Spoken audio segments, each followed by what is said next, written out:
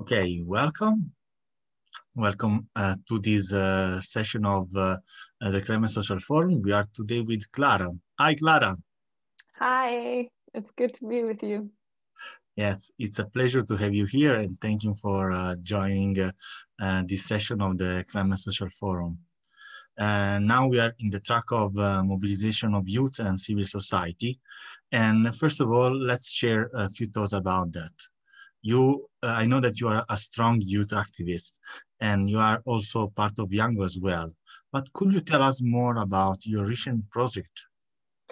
Yes, I would love to. I had a very moved year, I would say.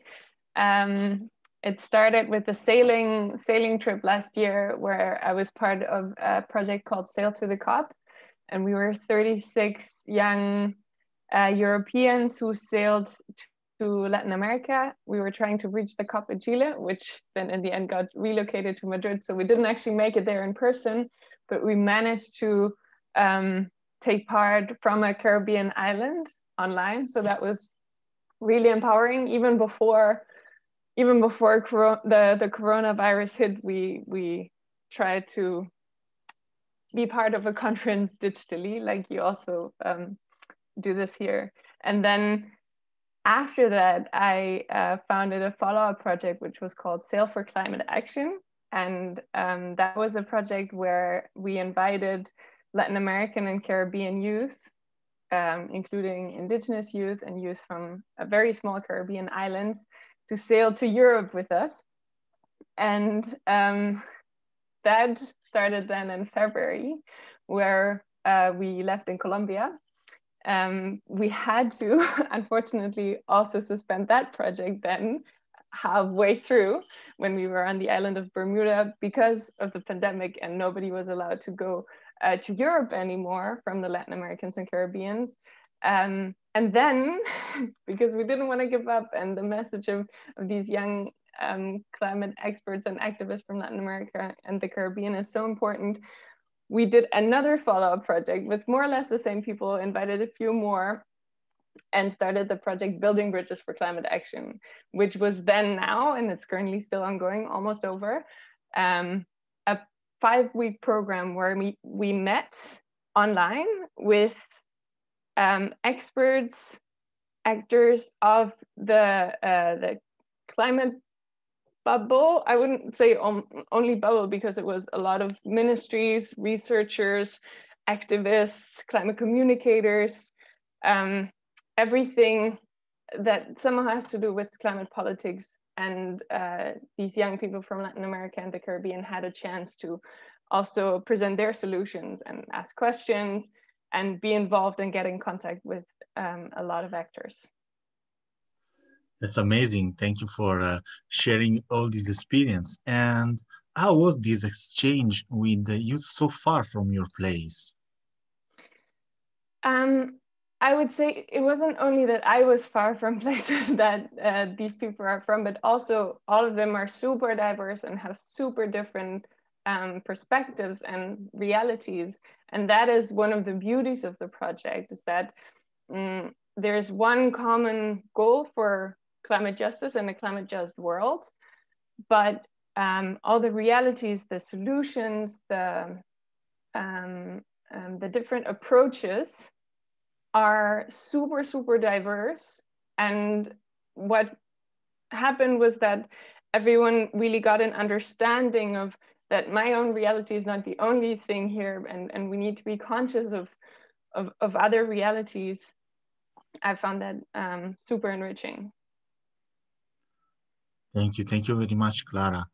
And now, how do you think that mobilization of youth can foster along to respond to climate crisis? And how do you think that nowadays mobilization can cope with the current pandemic? You also mentioned that we are affected all about this COVID pandemic, but how do you think that we can foster on? I think what is super important is that we believe that we can make a change, which I have seen throughout the past years, and be flexible in that. And that is something that has helped us in this pandemic. I think a lot of us have started to work even more online. We have come up with very creative solutions. One of the big advantages that we had when we now had this online format was that we could use the Zoom features together with professional interpreters, and it was a lot easier for everyone to speak in their own language and then be translated. That's something that I liked about this online format. And yeah, I think it's important that we try to stay connected as much as possible, because what always gives me energy is the thought that I'm not doing this alone, and that there are people everywhere in the world who are fighting side by side with me. Although I don't like physically see them standing next to me, I know that they are in their thoughts and with their hearts.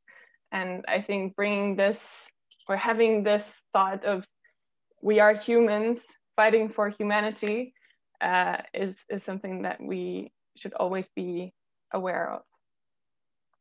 Thank you, Clara. It's properly what we are trying to do also with the Climate Social Forum, create a virtual place in which exchange opinion and thoughts about the crisis that continue to foster on. And probably on that, I ask you to share your last thought and a message also for the youth of the Climate Social Forum.